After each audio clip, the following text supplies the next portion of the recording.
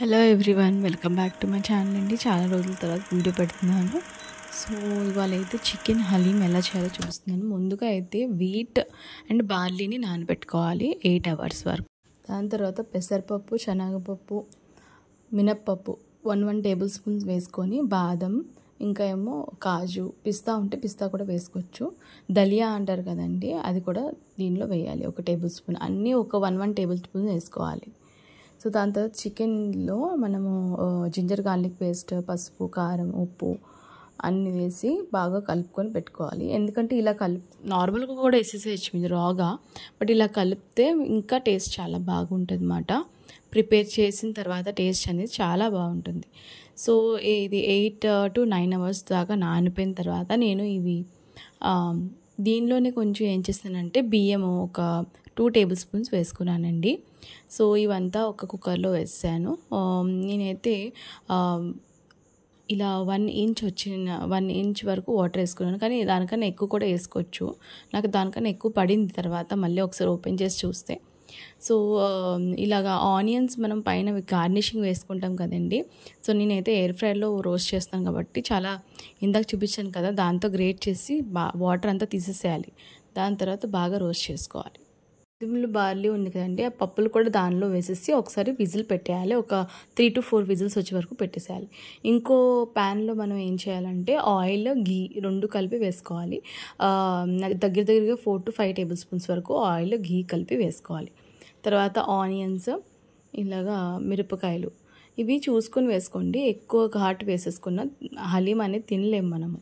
So అది roast చేసుకున్నాను కదండి, ఉల్లిపాయ అనేది రోస్ట్ అవుతున్నాయి. సో దీనిలో అయితే ginger garlic paste, garam masala homemade, తర్వాత ధనియాల పొడి, ఏదైతే మనము మసాలా ఉంటాయి కదండి, ఇప్పుడు యాలకులు అన్నీ అవి కూడా దీనిలో వేసేసేయండి. షాజీరా, యాలకులు అవన్నీ. తర్వాత కొంచెం సాటే చేసుకున్న తర్వాత చికెన్ అనేది వేసేసుకోండి. అంటే మ్యారినేట్ చేసి పెట్టుకున్నాం కదా మనము, నేను అయితే 4 to 5 hours దాకా పెట్టేశాను. మ్యారినేట్ చేసి ఫ్రిడ్జ్లో పెట్టేశాను. సో కొత్తిమీర, పుదీనా కూడా దీనిలో వేసేసుకోండి. దీనిలో ఎక్కువ కూడా వేసుకోవచ్చు, పుదీనా, కొత్తిమీర కూడా బాగుంటుంది, ఫ్లేవర్ అనేది బాగా వస్తుంది. సో ఇప్పుడు ఇది పప్పులది వాటర్ అండి. నేను దగ్గరగా 3 to 4 glasses వరకు వాటర్ వేసేసుకున్నాను.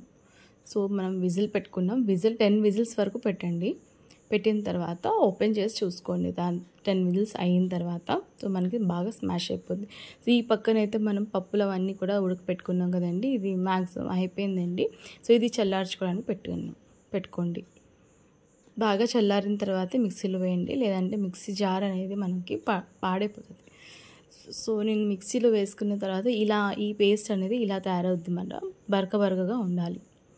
సో చికెన్ అనేది ఉడికిపోయిందండి. మనము దీనిలో నుంచి కొంచెము గ్రేవీ అనేది తీసుకొని పక్కన పెట్టుకోవాలి, ఎందుకంటే దాని తర్వాత గార్నిషింగ్కి పనికొస్తుంది అది.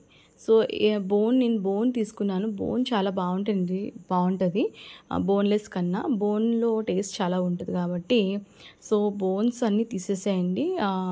ఇలా కలుపుతుంటే మనకి బోన్ అనేది సపరేట్ అవుతుంది.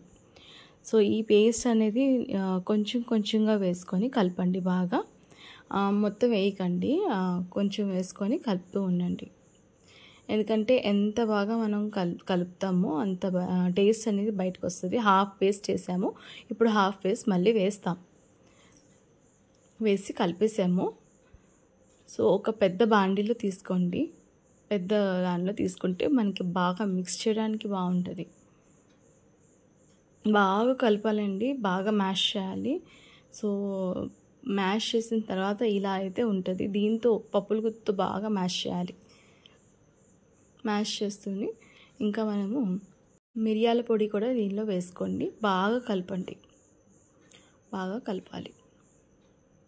ఇప్పుడు స్టవ్ ఆన్ చేసుకొని మనము ఘీ వేసుకోండి. ఒక 4 to 5 tablespoons వేసుకోండి. ఎందుకంటే ఎంత బాగా మనం ఘీ వేసుకుంటామో, ముందు వేసుకున్నా కానీ దీనిలో చాలా బాగుంటుంది వేసుకుంటే. సో వేసుకోండి. అంతేనండి, చాలా ఈజీగా పర్ఫెక్ట్గా మనకి హలీం అనేది రెడీ అవుద్ది. మీ పిల్లలు, మీరు ఎంజాయ్ చేస్తూ తినచ్చు, చాలా బాగుంటుంది. Thanks for watching. సబ్స్క్రైబ్ చేసుకోండి, నా ఛానల్ని ఫార్వర్డ్ చేయండి, మీ ఫ్రెండ్స్ అండ్ ఫ్యామిలీతో సపోర్ట్ చేయండి. థ్యాంక్స్ ఫర్ వాచింగ్ అండి. బాయ్.